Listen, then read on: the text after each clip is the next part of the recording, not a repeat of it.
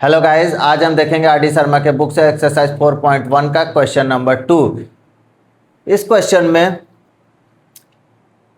6 question दिए गए हैं, तो इस वीडियो में हम केवल फर्स्ट और सेकंड वाला ही देखेंगे। क्लियर है? इसमें बोला गया है कि क्या ये जो सलूशन दिया गया है, इस इक्वेशन का सलूशन ये दिया गया है, क्या ये सही है या नहीं है। इस इक्वेशन का क्या ये सलूशन सही है या नहीं, ये हमें चेक करना है। चेक कैसे करते हैं? अच्छा, किसी भी इक्वेशन का ये अगर x इक्वल्स टू √3 आया सलूशन, तो कैसे पता चलेगा ये इसी का सलूशन है कि नहीं।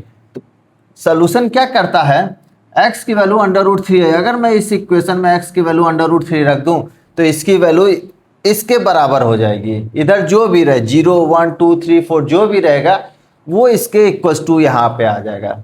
अगर बराबर हो जाता है तो हम कहेंगे कि ये इसका सलूशन है, अदरवाइज कहेंगे इसका सलूशन नहीं है। तो हम देखेंगे एट x इक्वल्स टू √3 पे, एट x इक्वल्स टू √3 पे चेक करेंगे क्या होता है। देखिए √3 का स्क्वायर करेंगे -3 इंटू √3 प्लस का 6।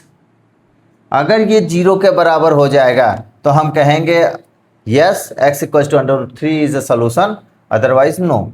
ठीक है, √3 का स्क्वायर करेंगे तो क्या हो जाएगा, 3 हो जाएगा। ये हमें अच्छे से पता है। √3 का इस √3 से मल्टीप्लाई करेंगे तो क्या हो जाएगा, 3। क्लियर है? माइनस √3 का फिर 3 से मल्टीप्लाई करेंगे तो क्या हो जाएगा, 3 हो जाएगा, प्लस का 6। तो देखिए ये क्या हो गया आपका 3 माइनस 3 3 जा 9 प्लस का 6, 6 प्लस 3 9 माइनस 9 इक्वल्स टू 0। इसका मतलब ये आपका क्या है, सलूशन है। क्लियर है? नेक्स्ट वाला देखेंगे x इक्वल्स टू -2/3 पे।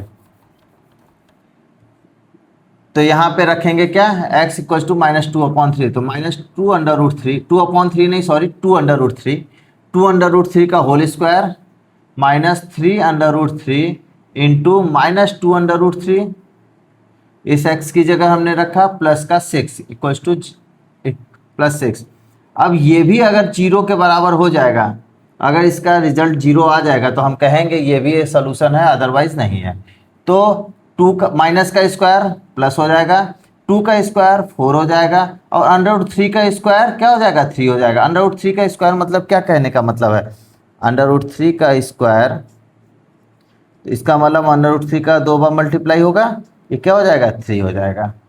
माइनस माइनस माइनस प्लस, 3 2 जा 6, √3 का √3 से मल्टीप्लाई करेंगे तो क्या हो जाएगा, 3 प्लस का 6। तो ये क्या आ जाएगा, 4 3 जा 12 प्लस 6 3 जा 18 प्लस का 6।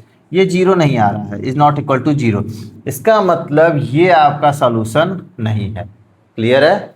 अब हम सेकेंड वाले क्वेश्चन में देख लेते हैं। हमारे पास ये इक्वेशन दिया गया है और चेक करने को कहा गया क्या ये और ये 5/6 और 4/3 इसका सलूशन है कि नहीं। तो हम रख करके देखेंगे। किस में रखेंगे, इसमें रखेंगे। अगर इस 5/6 रखने पे 13/6 आ रहा है तो इसका सलूशन है, अदरवाइज नहीं है। क्लियर है? तो यहाँ रखेंगे 5/6 प्लस 1/5/6। क्लियर है? तो 5/6 प्लस ये पलट जाता है। ये अच्छा कैसे पलटता है ये मैं बता देता हूँ आपको। 1/5/6 है, तो इसका क्या मतलब हुआ। अच्छा 2/3 का मतलब क्या होता है बताइए। 2 डिवाइड हो रहा है 3 से, यही ना होता है। अब जब डिवाइड को मल्टीप्लाई में चेंज करते हैं तो क्या होता है, 3 चेंज हो जाता है। इसलिए हम इसको लिखते हैं क्या, 2/3। 2 डिवाइड बाई 3 को 2/3 लिखते हैं। इसी तरह से यहाँ पे हम क्या लिखेंगे, 1 डिवाइड बाई 5/6। जब डिवाइड को मल्टीप्लाई में बदलते हैं तो क्या हो जाता है, चेंज हो जाता है 6/5। तो ये क्या हो गया देखिए 6/5। यही चीज मैंने यहाँ लिखा है 6/5 पलट के। तो यहाँ से 6 5 जा 30, 6 5 जा 30, 5 5 जा 25 प्लस 5 6 जा 30, 6 6 जा 36, 6 5 11, 3 2 5 1 6, 61/30। 61/30 आ गया, जबकि आना क्या चाहिए था, 13/6। इसका मतलब यह इसका सलूशन नहीं है। क्लियर हो गया? अब नेक्स्ट वाला देख लेते हैं। x इक्वल्स टू 4/3, इसमें x इक्वल्स टू 4/3 रखेंगे तो 4/3 प्लस 1/4/3। हमें पता है, अभी थोड़ी देर पहले बताया था 1/4/3 है, तो 4/3 ऊपर जाएगा तो क्या हो जाएगा, 3/4 हो जाएगा। क्लियर है? ये क्या हो जाएगा, 3/4। यहाँ एलसीएम ले लेंगे, 3 4 जा 12, 4 4 जा 16, 4 3 जा 12, 3 3 जा 9, 9 6 15, 25/12, और आना कितना चाहिए 13/6। इसका मतलब ये भी इसका सोल्यूशन नहीं है। क्लियर है? तो हम लिखेंगे x equal to √3/3, x equal to √3 is a solution, but x equal to -2/3 is not a solution. x equals to 5/6 is a solution, but x equals